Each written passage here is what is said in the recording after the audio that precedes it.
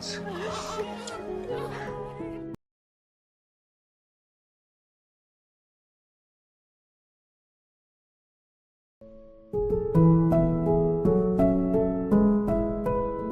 Pria ini namanya David Smallbone. David adalah promotor atau pengelola konser-konser musik di negara Australia.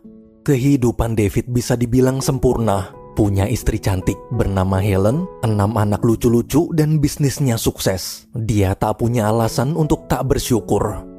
Suatu malam, David memberitahu Helen kalau dia berencana ingin menginvestasikan seluruh uang tabungan keluarga untuk mengadakan konser super megah dan mengundang penyanyi terkenal dari Amerika. David yakin konser terbesar sepanjang karirnya ini akan sukses besar. Mendengar ambisi sang suami, sebagai istri, Helen hanya bisa mendukung.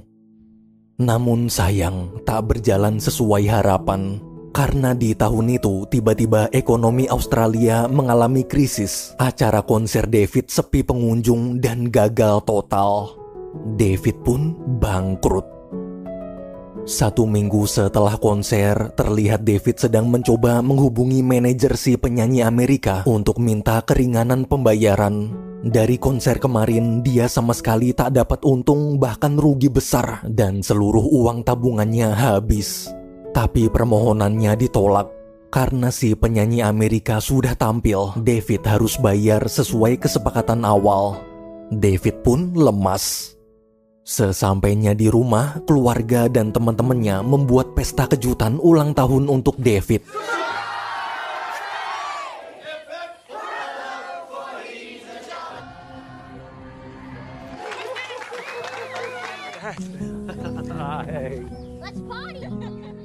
Malamnya di tengah pesta, Helen mengumumkan kalau sekarang dia sedang hamil anak ke-7.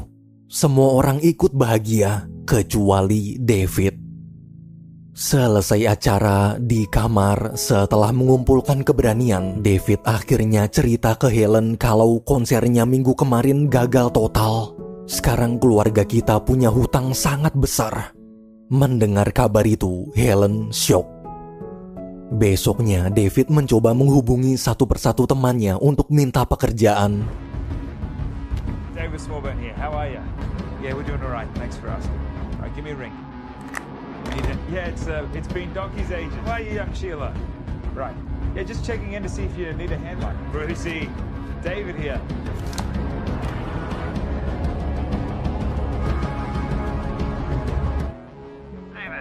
Alhamdulillah ada satu teman yang menawarkan pekerjaan, tapi di Amerika. Jika berminat, minggu depan David bisa berangkat ke Amerika dan menemuinya di kota Nashville. Besoknya David diskusi dengan Helen. David janji kita hanya butuh waktu 2 tahun. Setelah 2 tahun, saat ekonomi keluarga kita sudah stabil, maka kita bisa pulang ke Australia lagi. Meski berat, Helen memutuskan percaya pada suaminya. Beberapa hari kemudian, setelah menjual rumah untuk bayar hutang dan ongkos pergi, David sekeluarga pamitan ke kakek nenek. Sebelum pergi, ibu memberikan surat pada Helen, lalu berpesan bacalah surat itu saat sampai di Amerika. Ketika semua siap, keluarga David pun berangkat. Sesampainya di Amerika, waktu petugas imigrasi bertanya berapa lama keluarga David akan tinggal, David menjawab 6 bulan. Tapi salah satu anaknya malah keceplosan bilang 2 tahun. Petugas yang curiga lalu membawa mereka ke ruang pemeriksaan. Sebenarnya karena uangnya tak cukup, David hanya mengurus visa selama 6 bulan. Lewat 6 bulan, dia terpaksa harus jadi imigran gelap dulu sampai 2 tahun. Beruntung waktu petugas membongkar koper, dia menemukan surat dari ibu. Saat dibaca, di suratnya tertulis, sampai jumpa 6 bulan lagi. Berkat surat ibu itu, petugas akhirnya percaya lalu mengizinkan mereka lewat. Sayangnya, karena terlalu lama diperiksa, mereka ketinggalan pesawat dan harus naik kereta.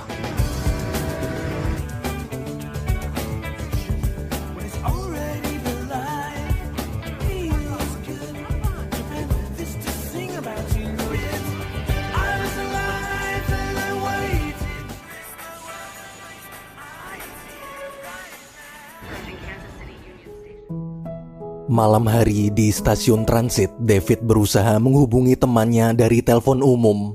Harusnya mereka bertemu 2 hari kemarin, tapi dia baru datang sekarang gara-gara ketinggalan pesawat. Karena tak ada jawaban, David pun melanjutkan perjalanan. Besok malam saat sampai di rumah kontrakan, semua kaget kenapa rumahnya kosong, tak ada barang. Helen yang tak ingin anak-anaknya sakit pun menyusun baju untuk dijadikan alas tidur. Keesokan harinya, David pergi menemui temannya. Tapi sebelum sempat menanyakan kerjaan, temannya memberitahu kalau dia telah memberikan pekerjaannya pada orang lain karena kemarin David tak datang padahal udah ditungguin. Mendengar itu, David terdiam lemas. Di rumah saat diceritakan, Helen syok dan bilang dia butuh waktu untuk menenangkan diri. Di kamar, Helen menangis meluapkan amarahnya. Di tengah keputusasaan, dia melihat surat dari ibu. Isi suratnya memang tak ada yang spesial, namun Helen teringat berkat surat itu, keluarganya jadi bisa ke Amerika. Pasti ada rencana Tuhan di balik semua ini. Setelah tenang, Helen yang tadinya kecewa kini justru menyemangati David. Sudah tak ada pilihan lain, keluarga kita harus bergandengan tangan dan berjuang bersama-sama di sini. Sorenya, David dan Helen sepakat memberitahu keadaan keuangan mereka pada anak-anak. Helen berkata, sampai ayah dapat pekerjaan, kita semua harus berhemat dan saling membantu satu sama lain. Keesokan paginya, agar dimudahkan melewati ujian kehidupan, David sekeluarga pergi ke gereja. Selesai ibadah, mereka berkenalan dengan sepasang suami istri yang baik banget bernama Kay dan Jet. Siangnya di rumah, ketika sedang membersihkan halaman, ada tetangga menyapa sambil bercanda, gimana kalau sekalian bersihin halaman rumahnya juga. Mendengar candaan itu, anak David malah dapat ide bisnis jasa bersih-bersih rumah.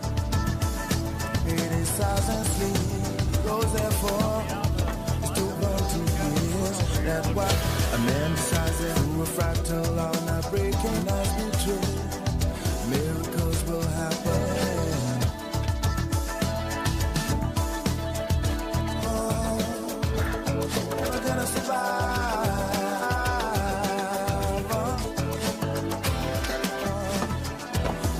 Hey,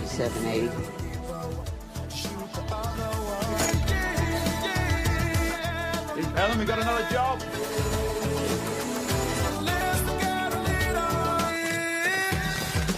One.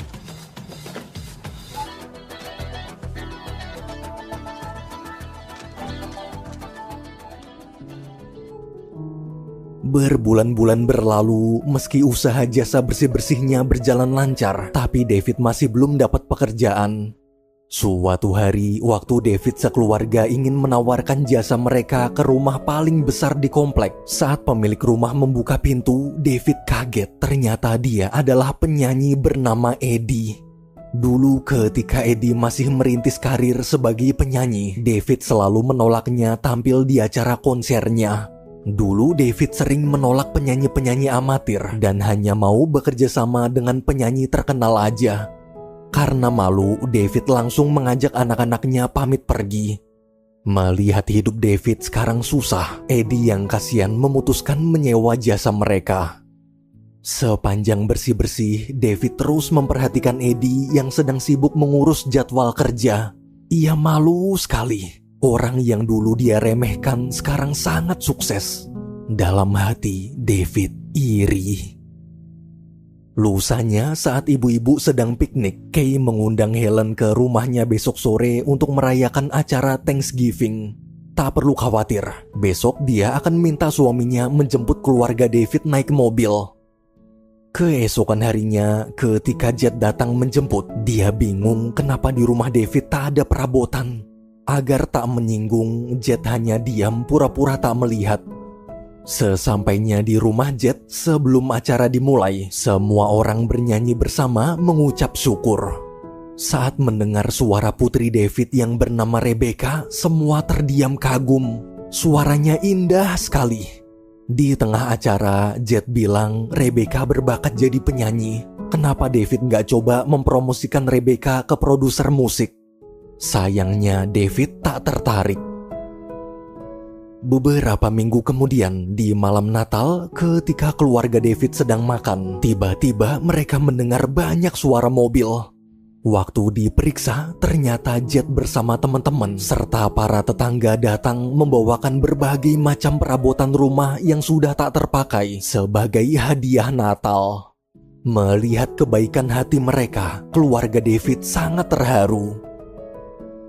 3 bulan kemudian, saat sedang mencuci, mendadak perut Helen sakit mau melahirkan. David pun buru-buru membawa ke rumah sakit.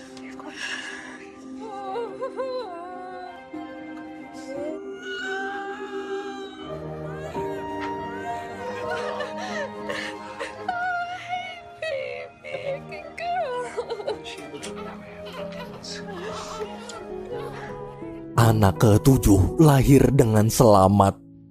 Namun kebahagiaan David seketika hilang saat dia melihat tagihan rumah sakit yang begitu mahal. Karena tak sanggup membayar, David memohon agar pihak rumah sakit mau memberinya keringanan. Ia janji walaupun harus mencicil, dia pasti akan melunasi tagihannya. Petugas rumah sakit yang kasihan pun memberi keringanan. Tak hanya mengizinkan dicicil, David juga hanya perlu membayar setengah tagihannya aja. Mendengar itu, David lega. Tapi anehnya, waktu si petugas ingin membuatkan tagihan baru, dia bingung kenapa di komputer status tagihan David dinyatakan sudah lunas. 3 hari kemudian, sepulang ke rumah, David dan Helen disambut ke-6 anak mereka. Di sana juga ada Kay dan Jet yang datang berkunjung. Ketika semua masuk, David mengajak Jet bicara berdua. David bilang dia tahu pasti Jet yang telah membayar tagihan rumah sakitnya. Bukannya berterima kasih, David malah marah. Ia menyuruh Jet berhenti membantunya. Awalnya David masih bisa terima. Ia bersyukur punya teman sebaik Jet padahal mereka baru kenal. Tapi lama-kelamaan harga dirinya sebagai kepala keluarga hancur. Mulai sekarang tolong jangan terlalu membantunya. Ia bisa menjaga keluarganya sendiri. 1 bulan berlalu, terlihat David sedang mencoba mempromosikan Rebecca ke beberapa produser musik. Namun tak ada satupun produser yang mau menerima Rebecca karena dinilai masih belum siap dan sering gugup saat bernyanyi. Keesokan harinya, ketika sedang berkumpul, Rebecca cerita, kemarin waktu membersihkan rumah Eddie, dia tak sengaja melihat di majalah. Ternyata Eddie adalah seorang penyanyi sekaligus produser musik. Rebecca menyarankan kenapa ayah tak coba mempromosikan ke Eddie yang sudah kita kenal aja daripada susah-susah ke produser lain. David pun membentak dan bilang harusnya sadar diri. Kita cuma pembantu di rumah Eddie, jadi jangan merengek minta belas kasihan orang lain. Rebecca yang sakit hati ngambek lalu pergi. Beruntung ibu segera mendamaikan ayah anak itu. 2 hari kemudian, David dan Rebecca mencoba menemui produser musik lagi. Mendengar suara merdu Rebecca, si produser tertarik bahkan bilang kalau minggu depan Rebecca sudah bisa latihan nyanyi di studio musiknya. David dan Rebecca pun senang. Tapi malamnya, kegembiraan mereka hancur saat nenek tiba-tiba menelpon lalu mengabarkan kalau kakek kena serangan jantung dan meninggal dunia. Paginya, David coba menghubungi produser minta uang pembayaran kerjasama. Ia tahu bayaran Rebecca masih lama, tapi sekarang ini dia sedang butuh sekali uang untuk ongkos pulang ke Australia menemui orang tuanya. Namun meski sudah dijelaskan panjang lebar, produser menolak memberikan uang dan malah memutus kerjasama secara sepihak dengan alasan yang tak masuk akal. David pun kecewa. Dengan emosi, dia membanting telepon dan meluapkan amarahnya. Melihat betapa hancurnya sang ayah, Rebecca hanya terdiam sedih. Berhari-hari, David hanya tiduran di kasur. Dia tak mau bangun, tak mau makan. Sebagai istri, Helen terus berusaha menguatkan suaminya. Suatu hari, untuk menenangkan diri, Helen mengajak anak-anak jalan-jalan keluar. Di taman, salah satu anaknya menyanyikan lagu yang sangat indah. Mereka lalu memberitahu kalau lagu itu adalah lagu tulisan Rebecca sendiri. Ketika pulang, Helen menceritakan lagu Rebecca tadi. Helen juga berkata, kita orang tua selalu merasa berjuang sendirian, padahal sebenarnya anak-anak kita juga ikut berjuang bersama. Bukan cuma Rebecca, tapi semua. Mereka juga merelakan kehidupan nyaman mereka di Australia untuk pergi merantau jauh ke Amerika demi membantu orang tua. Jadi Helen harap David jangan putus asa. Jadilah ayah yang hebat. David adalah kepala keluarga kebanggaan kita semua. Mendengar kalimat itu, David menangis terharu. Keesokan harinya, David akhirnya mulai bangkit lalu menemui anak-anak. Ia minta maaf karena kemarin jadi ayah pengecut yang selalu menyalahkan keadaan. Saat Rebecca datang, David bilang dia sudah tahu kalau Rebecca menulis lagu. Demi keluarga, kali ini David akan menelan harga dirinya dan akan coba menemui Eddie. Besoknya setelah bicara, David membuat janji dengan Eddie untuk datang ke gereja melihat penampilan Rebecca. David juga sudah baikan sama Jet dan minta Jet ikut memainkan piano untuk mengiringi Rebecca.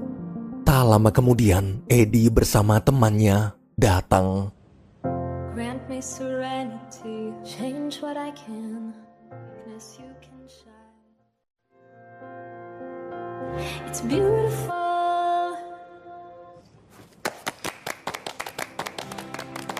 Melihat penampilan Rebecca, Eddie begitu kagum. Setelah diskusi dengan rekannya, Eddie memberitahu kalau Rebecca diterima dan akan segera dipromosikan. Mendengar keputusan itu, keluarga David sangat senang. Karena telah resmi jadi penyanyi, biar lebih keren, Eddie ingin membuatkan nama panggung baru untuk Rebecca. Setelah diskusi, semua sepakat untuk menambahkan nama almarhum sang kakek. Kini nama panggung Rebecca adalah Rebecca James. 1 tahun kemudian, lagu ciptaan Rebecca sukses besar dan sekarang dia telah jadi penyanyi terkenal. Hari ini adalah konser pertamanya. Sebelum tampil, Rebecca berterima kasih pada kedua orang tuanya. Tak hanya ayah yang berjuang kesana kemari di luar rumah, namun dalam rumah ibu juga berjuang keras menyatukan keluarga.